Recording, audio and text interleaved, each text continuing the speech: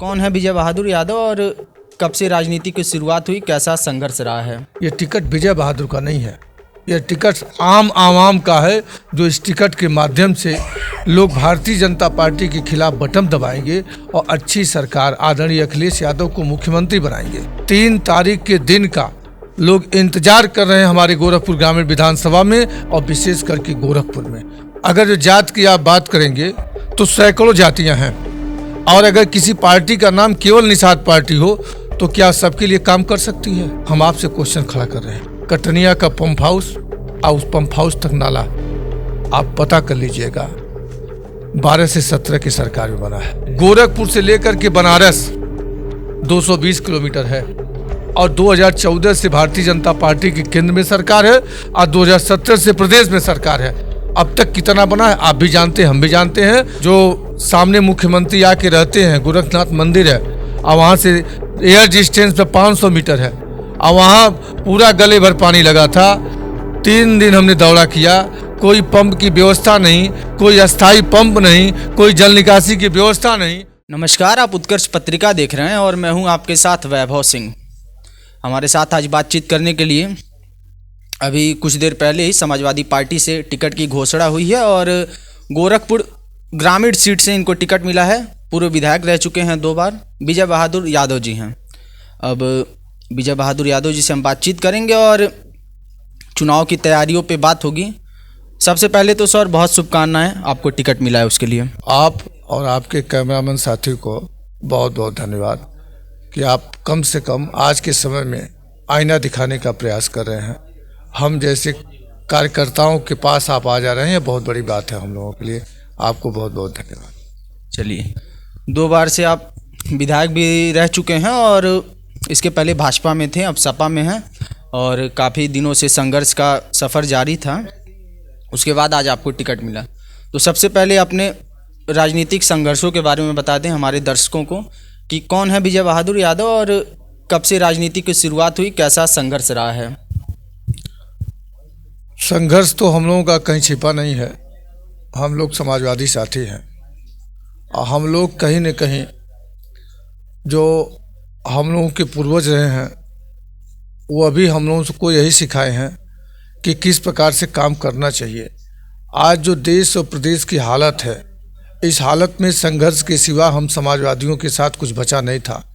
पिछले 5 साल चाहे वह कोरोना का काल रहा हो, चाहे बाढ़ की भीषणता रही हो, चाहे जल जमाव की स्थिति रही हो, या तो थाने पुलिस पे उत्पीड़न हो, या किसानों के साथ खड़ा होने वाला समय हो, हम सब समाजवादी साथी मिल करके उसमें संघर्ष किए हैं। आज स्थिति इतनी भयावह है कि जो बॉर्डर ऑफ बेलू रहने वाले लोग हैं, महंगाई से उनकी कमर टूट चुकी है। आज किसी को अपनी बेटी का हाथ अगर पीला करना है तो आज वो खेत बेचने के लिए, जेवर बेचने के लिए विवश है। कोई अगर जो किसी के घर का कोई व्यक्ति प्राइवेट नर्सिंग होम में भर्ती हो गया तो स्थिति उसकी बड़ी भयावह हो जा रही है। पहले माँ बहनों की जेवर बिक रहे हैं, उसके बाद खेत बंधक रखे जा रहे हैं। आज महंगाई चरम पर है और कमाई की स्थिति बद से बदतर है। आज कमाई की स्थिति आधे से भी कम है। ऐसे समय में हम सब समाजवादी साथी मिल करके, और सबका दायित्व है, जैसे आपने कहा कि टिकट हमको मिला, यह टिकट हर उस शोषित, पीड़ित, उपेक्षित, वंचित का है जो अपने आप को उपेक्षित समझ रहा है। यह टिकट विजय बहादुर का नहीं है, यह टिकट आम आवाम का है, जो इस टिकट के माध्यम से लोग भारतीय जनता पार्टी के खिलाफ बटन दबाएंगे और अच्छी सरकार आदरणीय अखिलेश यादव को मुख्यमंत्री बनाएंगे। इससे रास्ता खुलेगा इस टिकट के माध्यम से। और मित्र, हम बता दें कि यह पद इंडिविजुअल एक व्यक्ति का नहीं है। यह तो भारतीय जनता पार्टी वाले लोग समझते हैं कि हमारा टिकट है, हम पद पर बैठे हैं, हम समाजवादी साथी हैं। नाम एक का होता है और काम पूरे समाजवादी साथी का है। हम लोग सामूहिक प्रयास से यह टिकट विजय बहादुर का नाम हो सकता है, लेकिन यह टिकट पूरे समाजवादियों का, पूरे हित मित दोस्तों का है और हम लोग सब लोग मिल करके लड़ेंगे और आदरणीय अखिलेश यादव को हम लोग को मुख्यमंत्री बनाने का उद्देश्य है। और जब तक वो मुख्यमंत्री नहीं बनते हैं तब तक जो बॉर्डर ऑफ बेलू रहने वाले लोग हैं, शिक्षक हैं, चिकित्सक हैं, कर्मचारी हैं, आप व्यापारी हैं, खुदरा व्यापारी हैं, पटरी व्यापारी हैं, आप आज मान के चलिए कि इस सरकार से सब लोग त्रस्त हैं। आज सब लोग मन बना चुके हैं इस सरकार को जवाब देने के लिए। मित्र, वह समय आ चुका है। 3 तारीख के दिन का लोग इंतजार कर रहे हैं हमारे गोरखपुर ग्रामीण विधानसभा में और विशेष करके गोरखपुर में, और वह जवाब आपको दिखाई देगा। अगर जो जिस प्रकार से सबकी सोच है, हम जानते हैं कि 9 विधानसभा में समाजवादी अपना कहीं न कहीं ताकत दिखाएगी और 9 सीट जीत करके उत्तर प्रदेश की सरकार समाजवादी पार्टी बनाने में एक अच्छी भूमिका गोरखपुर वालों की होगी। अच्छा, 9 विधानसभा सीटों की जब बात होती है समाजवादी पार्टी से, तब उस 9 विधानसभा सीटों के नेताओं में सबसे प्रखर नेता की बात करें तो विजय बहादुर यादव का नाम आता है। पिछली बार 4000 वोटों के अंतराल से आप चुनाव हार जाते हैं और भाजपा के ही वहाँ के पहले ब्लॉक प्रमुख थे, अब इस समय वर्तमान में विधायक है विपिन सिंह, वो चुनाव जीतते हैं। कहा जाता है कि जो है संजय निषाद वहाँ से चुनाव लड़ते हैं पिछले चुनाव में निषाद पार्टी के सिंबल पे, और उन्हीं के कारण कहीं न कहीं चूँकि निषाद वोटरों का गोरखपुर ग्रामीण में कहीं एक दबदबा है, अच्छी संख्या है, उसी कारण कहीं न कहीं आपका जो है थोड़ा सा मामला गड़बड़ होता है और आप चुनाव हार जाते हैं। और इस बार संभावनाएं ऐसी हैं कि फिर निषाद पार्टी के झोली में ही वो जा सकता है। कुछ ऐसी भी खबरें आ रही हैं कि संजय जी के सुपुत्र वहाँ से चुनाव लड़ने की तैयारी में है। तो इसको किस नज़र से देखते हैं आप, इसको कैसी चुनौती के रूप में आप देखते हैं? अब हम तो अपने मुंह मियाँ मिट्ठू बनना नहीं चाहते हैं। आने वाले समय में जनता बताएगी कि विजय बहादुर यादव को हार मिली थी। हार मिलने के बाद विजय बहादुर 5 साल क्षेत्रों में क्या किए हैं, और जो लोग थे, चाहे 1 वोट मिले चाहे 10 वोट मिले, कुछ लोगों ने विश्वास हमारे पे किया था और कुछ लोगों ने विश्वास निषाद पार्टी पे किया था, कुछ लोगों ने विश्वास राजेश पांडे पे किया था, अन्य लोगों ने, सबके मत अलग अलग थे, लोगों ने विश्वास किया था। लेकिन हम आज चैनल के माध्यम से पूछना चाहते हैं कि जो वोट पाए थे उन वोटरों की पीड़ा क्या जानने के लिए 5 साल लोग क्षेत्र में रहे, और अगर जो रहे होंगे तो जनता उनको सम्मान देगी, अगर नहीं रहे होंगे तो हम ये जानते हैं कि आज जाति पात या धर्म मजहब से ऊपर उठ करके चुनाव इंसानियत और विकास के नाम पर होने जा रहा है। अच्छा, ये चुनाव कहीं जाति पात का नहीं है और नेता कहीं किसी जाति का नहीं होता है। जाति एक बार चलती है, कांट की हाड़ी जैसे एक बार चढ़ती है, उससे जाति एक बार चढ़ती है।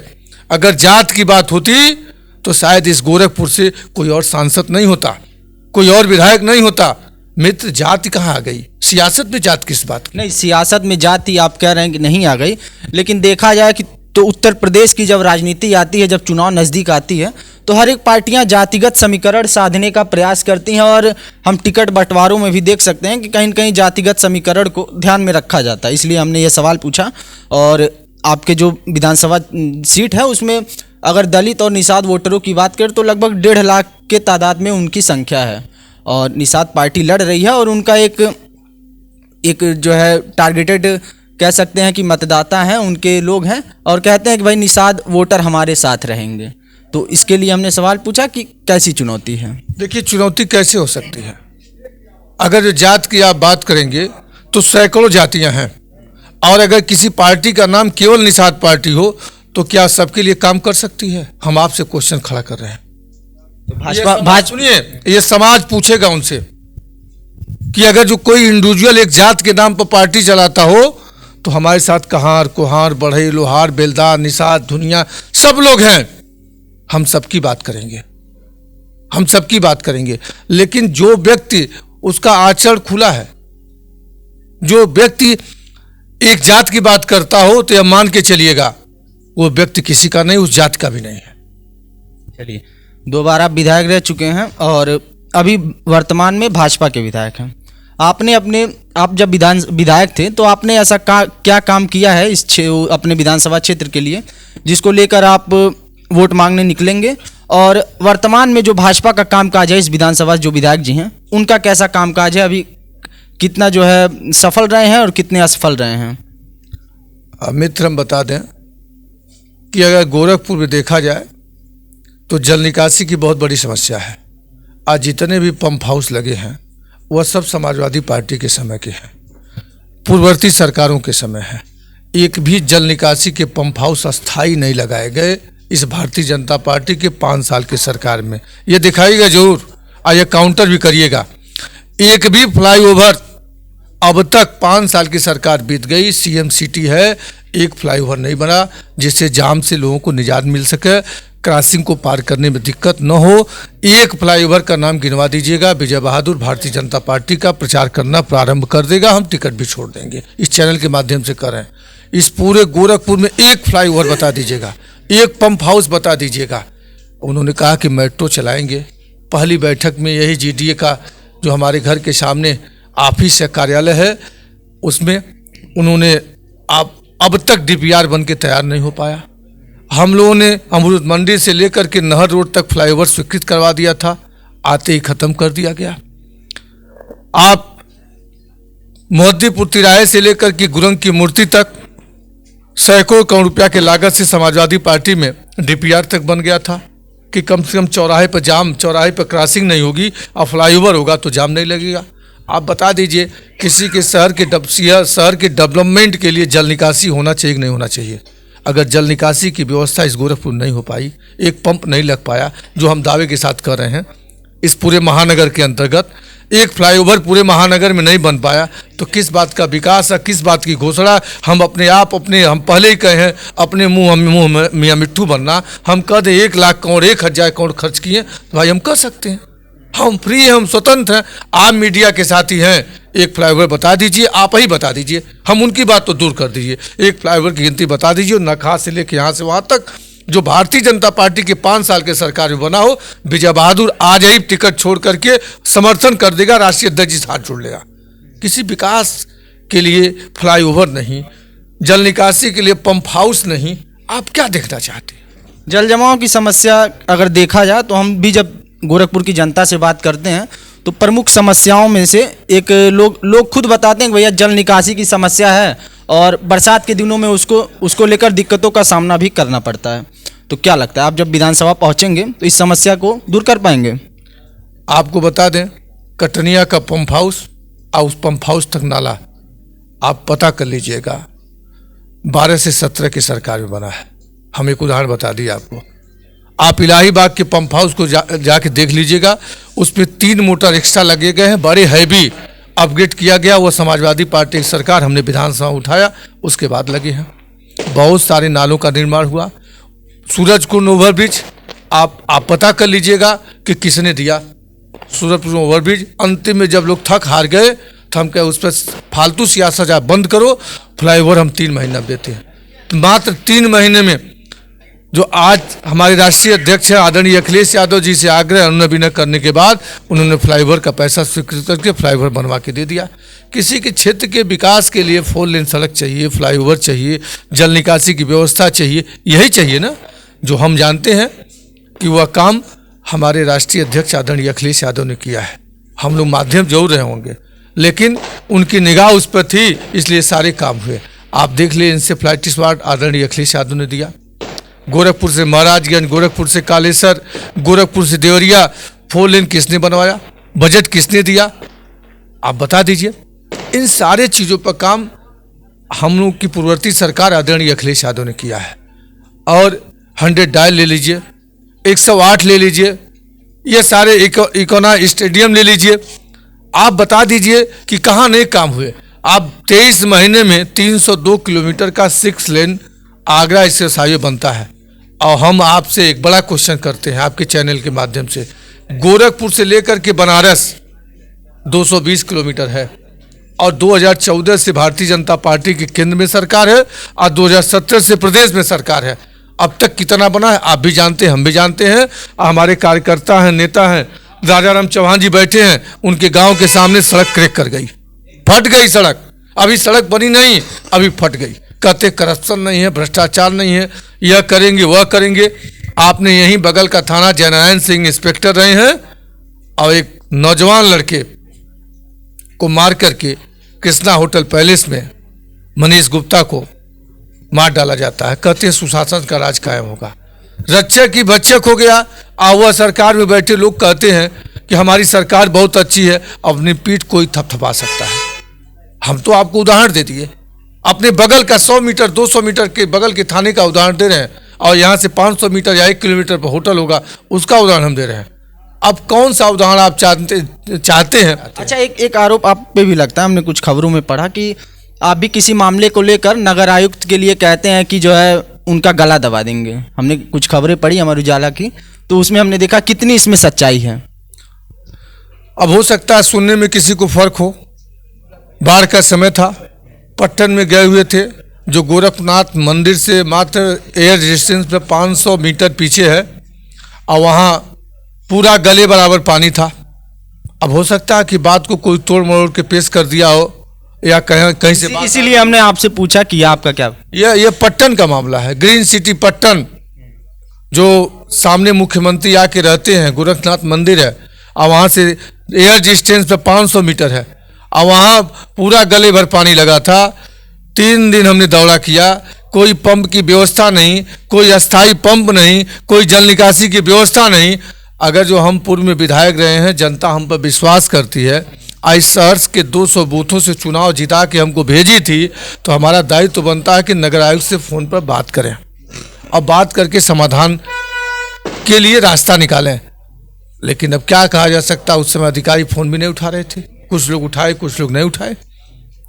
अब हमने तो यही कहा कि गले से ऊपर पानी जा रहा है, अब उसको कोई तोड़ मरोड़ ले तो भाई हम कुछ नहीं कर सकते हैं, वो तो उनका विषय। मीडिया में कहीं कहीं खबरें चलिए, वक्त की कमी है, आखिरी सवाल लेते हैं। अभी गोरखपुर ग्रामीण विधानसभा के प्रमुख 3 कौन से मुद्दे हैं जिन मुद्दों को लेकर आप काम करेंगे, जिन मुद्दों को लेकर आप वोट मांगने जाएंगे, और अगर आप विधायक बनेंगे तो सबसे पहले वो 3 कौन से काम होंगे जो आप क्षेत्र के लिए करेंगे? सबसे पहला बड़ा मुद्दा नाला जल निकासी है। दूसरा मुद्दा है जो अमृत मंडी से लेकर के जो हावड़ बंदा है, उस बंदे को नेपाल रोड में फ्लाईओवर दे के मिलाएंगे तो हम लोगों का लोड शहर का 2 तरफ बढ़ जाएगा, 2 तरफ बढ़ जाएगा। और उस नाले के बनने से शहर की सुरक्षा भी हो जाएगी। सुरक्षा मतलब यह कि बाढ़ के समय में जो सीपेज की कंडीशन होती है, जब वो सड़क बन जाएगी और वह सड़क का चौड़ीकरण हो जाएगा, तो उस समस्या का निदान भी साथ साथ निकल जाएगा। ठीक है, यह सबसे बड़ा आवश्यक है। उसके बाद तीसरा काम, हम लोगों को ज़रूरत है फ्लाईओवर की, और वह फ्लाईओवर अमृत मंडी से अमर उजाला तक, और ज़रूरत पड़ने पर एक ऐसा भी फ्लाईओवर देंगे जो हम लोग कम से कम गोलघर में जो जाम लगता है, जो आगे चौराहे पर लोग जाना चाहते हैं, तो उस चौराहे को क्रॉस कर सके, हमारा प्रयास होगा जी। और साथ ही साथ हम लोग प्रयास यह करेंगे कि जैसे घंटाघर जैसी जगहों पर पार्किंग की व्यवस्था नहीं है, तो मल्टी पार्किंग की व्यवस्था भी की जाए। ये हमारे मन में ये सारी बातें हैं, और इस पर हमारा काम करने का पूरा 101% मन है। हम ये जानते हैं समाजवादी पार्टी की सरकार बन जाएगी, ये सारे काम हो जाएंगे। चलिए सर, बहुत धन्यवाद हमसे बात करने के लिए। तो ये हमारे साथ थे विजय बहादुर यादव जी, जो कि गोरखपुर ग्रामीण सीट से समाजवादी पार्टी के उम्मीदवार हैं। इनसे हमने बात की और ग्रामीण विधानसभा के मुद्दों पर बात की, और इनके क्या मुद्दे हैं, किन मुद्दों को लेकर ये वोट मांगने जाएंगे, और क्या कुछ इन्होंने पहले काम किया है, और क्या ये अगर विधायक बन जाएंगे तब काम करेंगे, इस पर भी इन्होंने हमारे सवालों का जवाब दिया और बेबाकी से अपनी बातों को रखा है। सर, हमसे बात करने के लिए बहुत धन्यवाद। ऐसी ही तमाम छोटी बड़ी खबरों के लिए बने रहें हमारे साथ और देखते रहें उत्कर्ष पत्रिका। धन्यवाद।